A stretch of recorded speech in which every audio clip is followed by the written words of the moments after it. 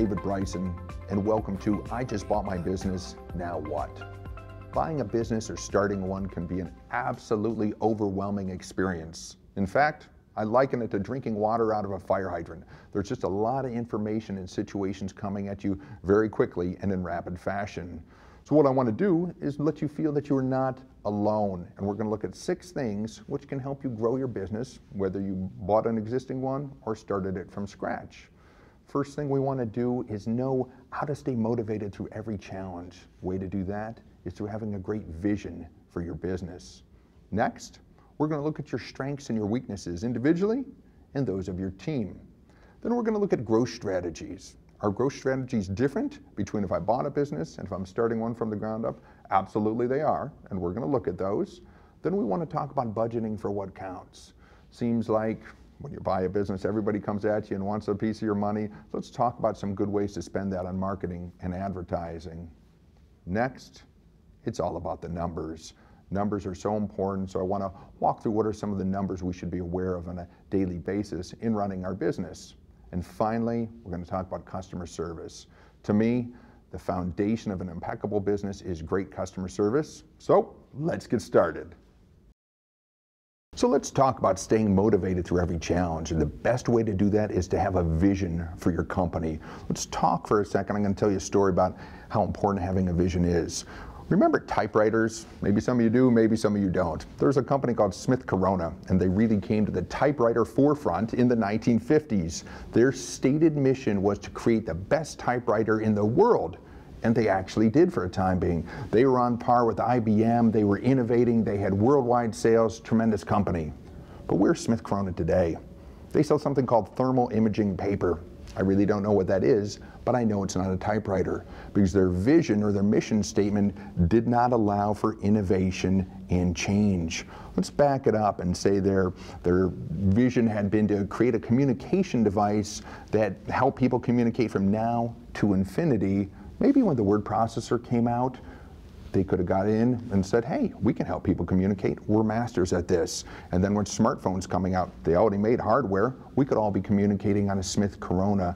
So make sure when you get home, sit down, that you have a powerful vision for your company that's going to keep you going through innovation, challenges, and everything that can come your way, because you are the curator of the vision that people have for your company. Whether they visit you online or they go to your store, they're associating something with that, good or bad. For instance, if they walk into your store and they look up and they see cobwebs, they might be like, this is a dirty store. They might not see the great selection you have, the customer service you're giving them, and the low prices you have, or the competitive pricing. They're just going to associate that one thing. So you're the curator of that vision. Make sure it's a good one. And sometimes just having the vision, I want to make money, it can be a little short-sighted, just like the Smith Corona vision was. So sit down, identify a great vision for your company. Let's talk about strengths and weaknesses individually and those of your team.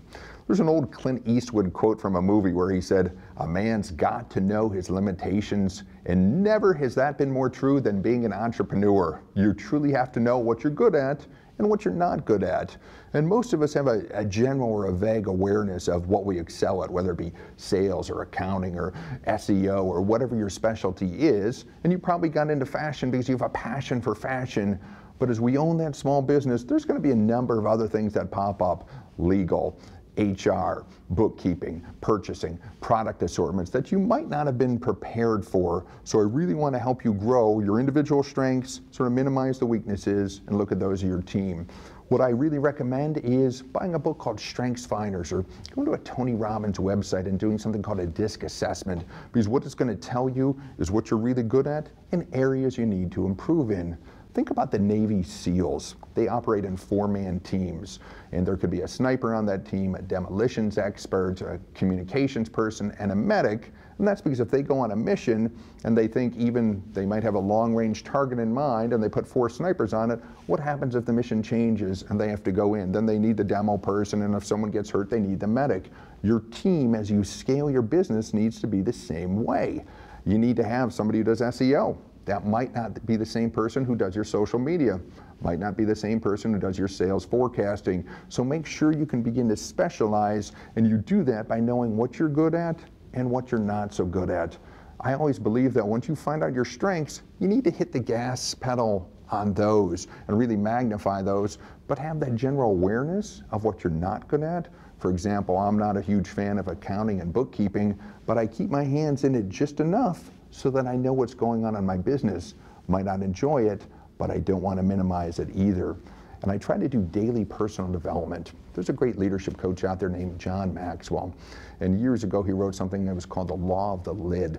And it said that an organization or a business cannot expand beyond the capacity of the leader.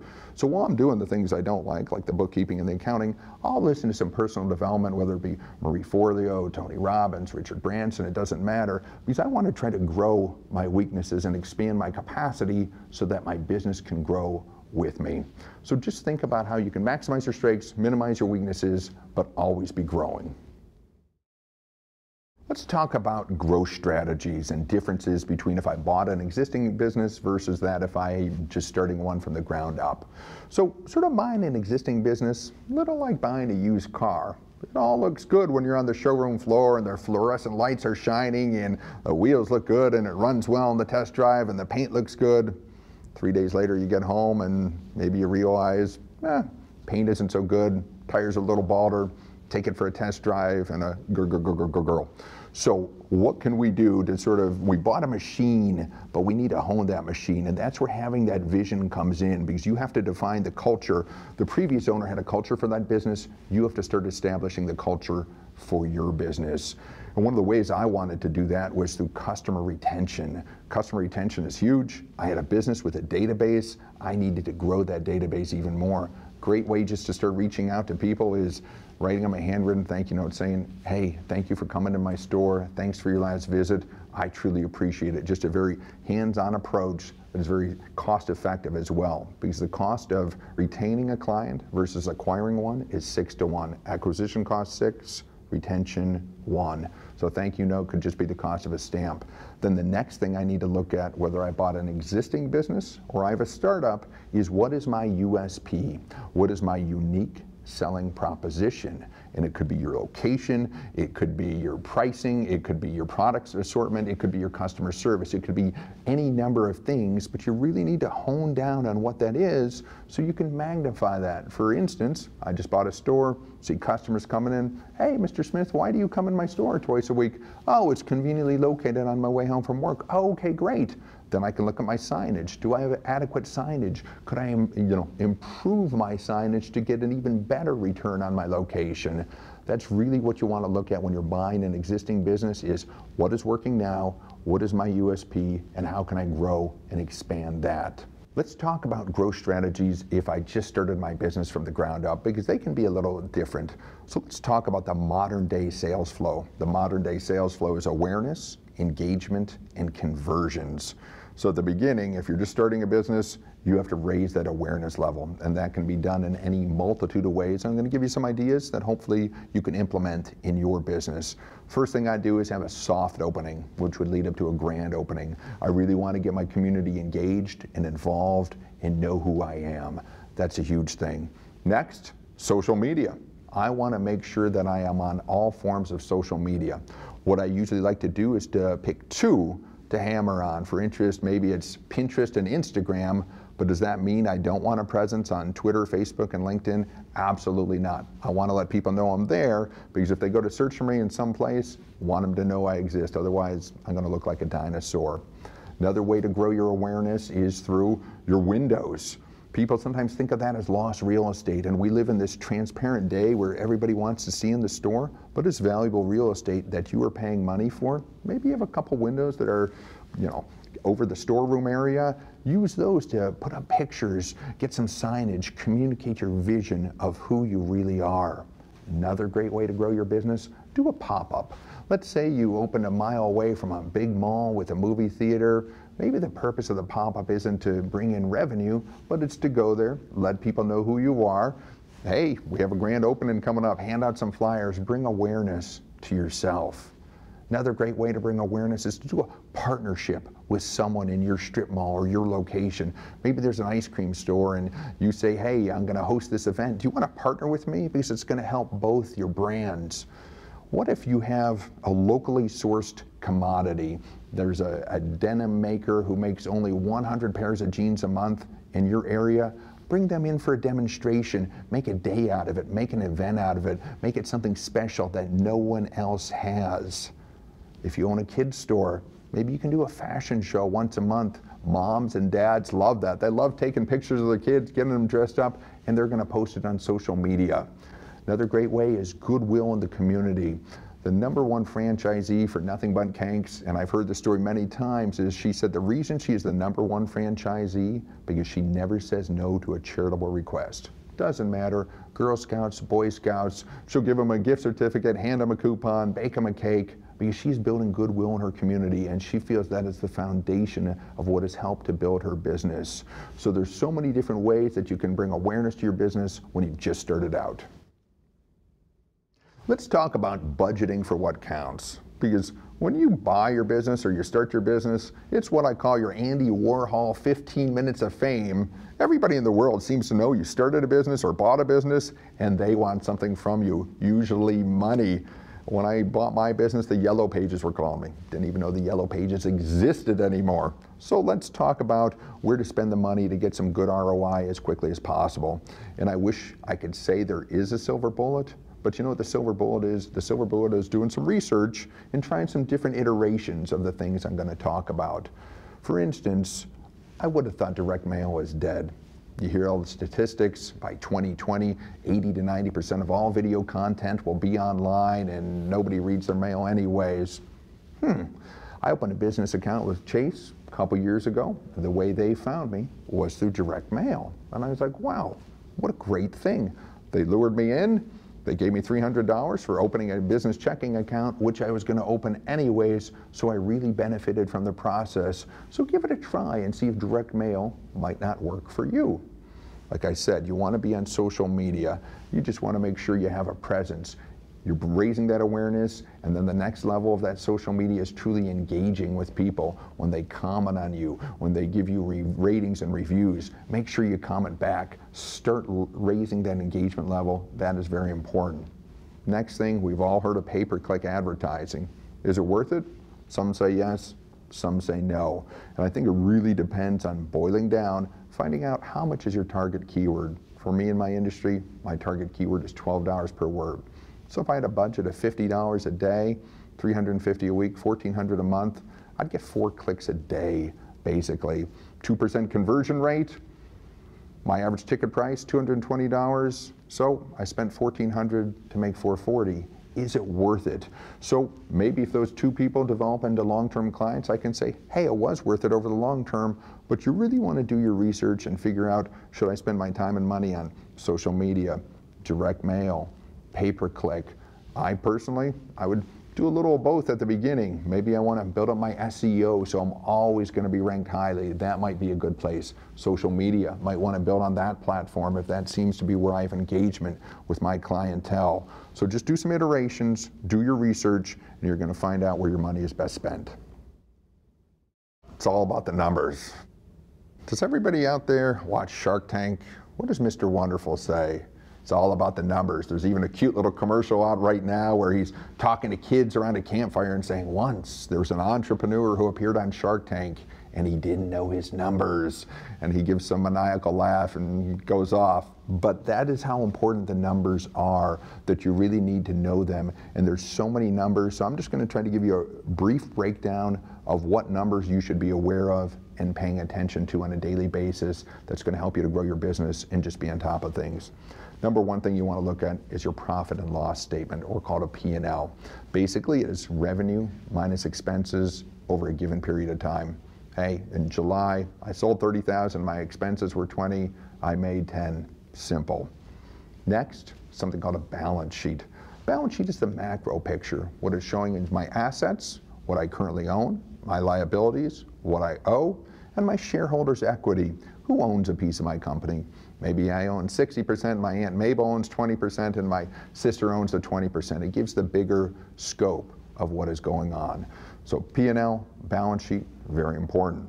Now we start getting into sales numbers, gross revenue, inventory, and all those things can become very overwhelming. And what I recommend to help you through those is having a great point of sale system, because they can help you with so many different things.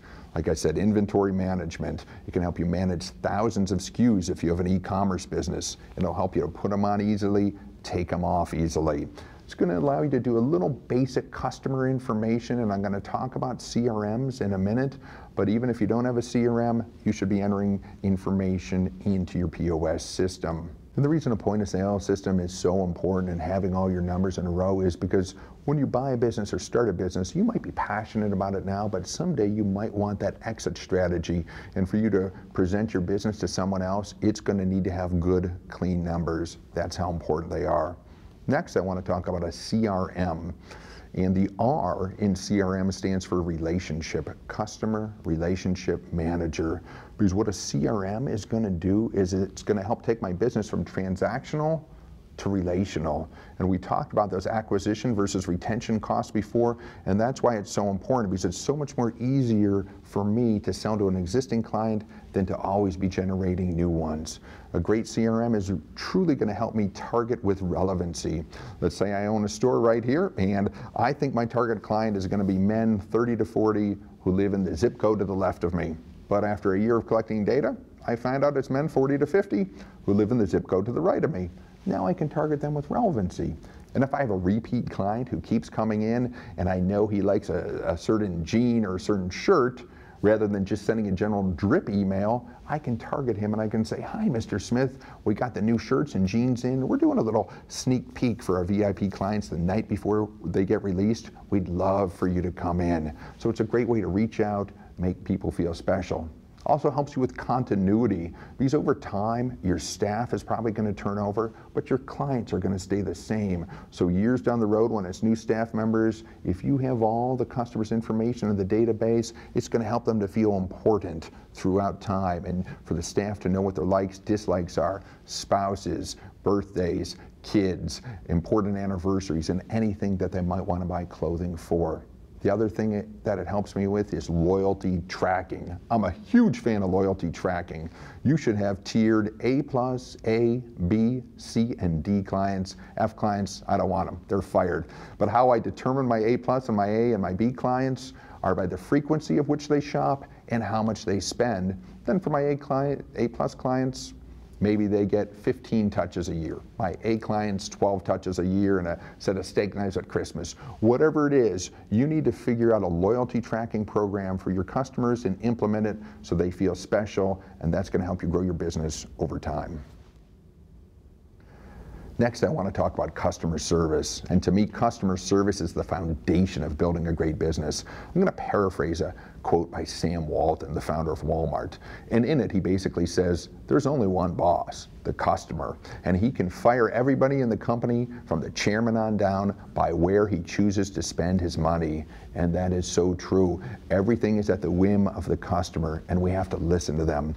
Think about BlackBerry. Does everybody remember BlackBerry smartphones? Just a scant 10 years ago, they had 50% of the smartphone market. Today, I don't even know if they exist. I don't know anybody who carries a BlackBerry. And why? Because they didn't listen to the customer. Steve Jobs from Apple, he had sort of seen the way things were going, and he was listening to what they were saying. And now Apple has that 50% share of the market, and BlackBerry has gone away. So really know what who your customer is and what they need. Another great example is I heard Gary Vaynerchuk speak, and he's one of the premier thought leaders of our day. And he was talking about Uber and Lyft, and he said, who knows what business Uber and Lyft are in? And I was just watching at home, but I raised my hand, and they're in the transportation industry. And he actually said they're in the commodity industry. And I was like, commodity? What are they selling? Wheat or corn? I didn't get it. But he said the commodity they sell is time. And as I thought about it, it's so true. Think about this scenario. It's 9:30 in the morning. I have to give a presentation at work at 10. Got to drive there. I'm not fully prepared. I got to tie my tie, put on my suit, look good, rehearse my speech. It's going to be stressful. But if I can call Uber and Lyft, I can sit in the back of that car, I can put on my tie, I can rehearse my speech, I can feel good about it. So you want to know what business you are in. When I hire people for one of my businesses, it's actually a cleaning company, I ask them, I go, what business do you think we're in? And they're like, we're in the cleaning company. I go, no, we're not. We're in the customer service industry, and cleaning is a byproduct of what we do. So make sure you know what business you're in, and you focus everything you do on growing that business. Customer service is huge. And I'll leave you with a final closing statistic. 55% of all consumers say they would pay more to purchase the same item from a store where they felt they received better customer service. So that's how huge it is. I would literally go out of my way, pay more money just because someone treated me nice. So I hope you have learned a lot today. We've talked about how important it is to have a vision for your company to help you through the challenges, about budgeting for what counts, about knowing your individual strengths and weaknesses and those of your team. We've looked at some different growth strategies between if you bought a business versus if you started one. We've talked about knowing the numbers because it's all about the numbers, and giving great customer service because that's the foundation of any great business. So I'm David Bryson, and thanks for spending some time with me.